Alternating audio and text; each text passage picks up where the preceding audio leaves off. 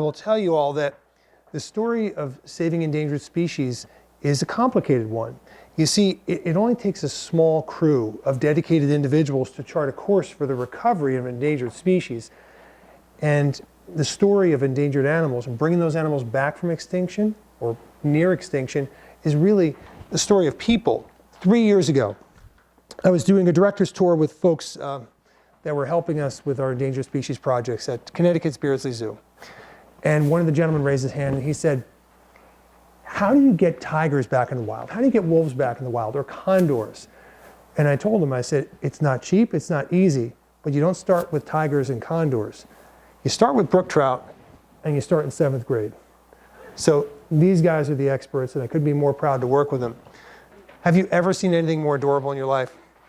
The cubs are pretty cute too, right? I couldn't help it because I had to jump into that. I had to jump into the frame. My friend was taking a picture and I said, I'm going to dive into that frame.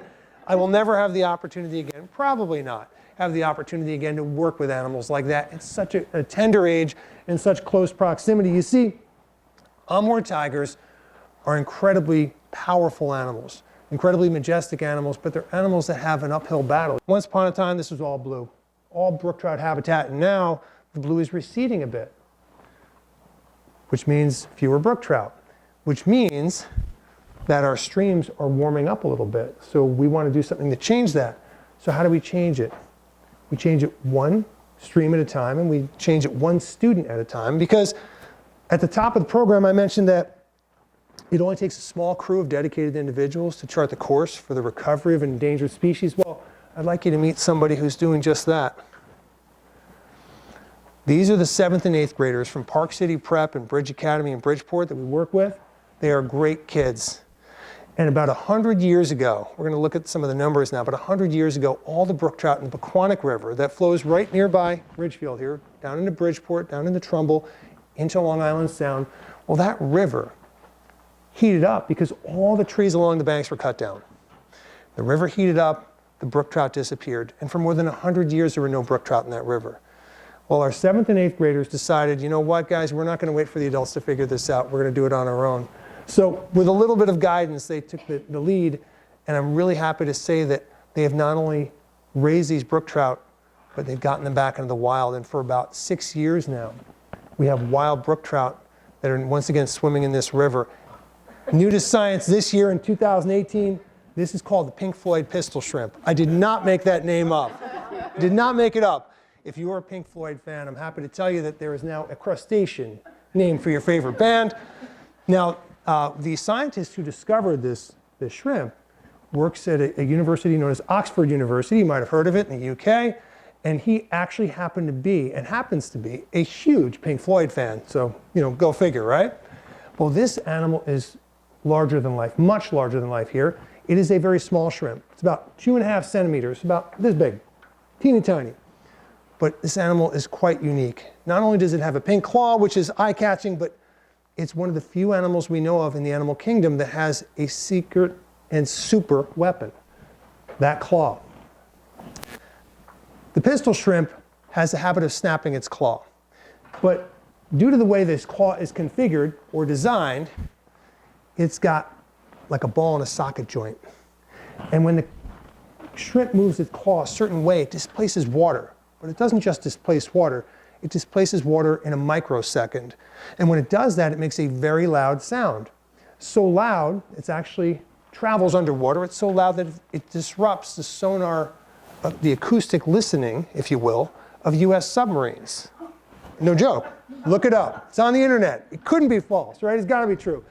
Ways to discover when certain species branched out from other related species by looking at the genetics in the fossil record, depending on the species. And I have friends who are much more learned on that and very knowledgeable. They work at this little school up the road in Haven. Starts with a Y. I can't remember the name of it. But I really do have friends that work in the herpetology department at the Peabody Museum. In fact, they worked on this program. One of my friends was one of the authors on the paper that described this as a new species. Here we are weighing a little giant.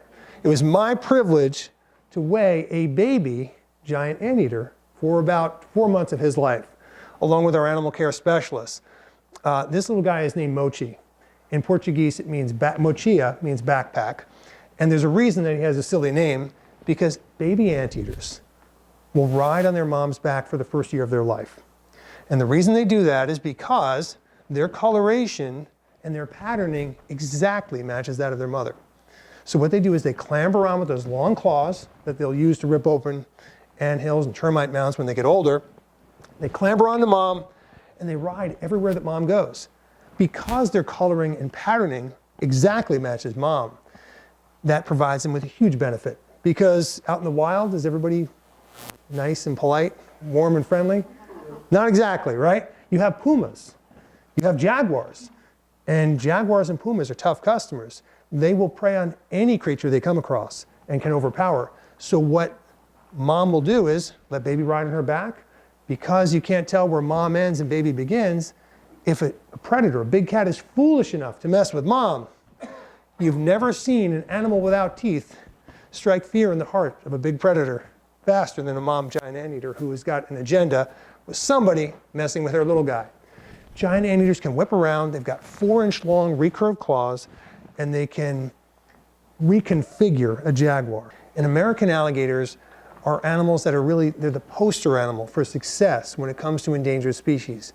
You see, the younger people in the audience wouldn't probably know this, but trust me, because the grown-ups were around, and we know that in the 1970s, some animals had a pretty bleak outlook. Among those was the American alligator.